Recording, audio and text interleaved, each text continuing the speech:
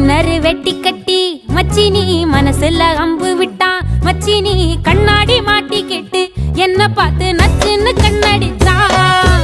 சுந்தமா புத்தி இல்ல மச்சானே, சொல்றதும் கேட்பதில்ல மச்சானே. பக்கத்து வீட்டில் எல்லாம் பக்கா வச்சு மொத்தமா செஞ்சு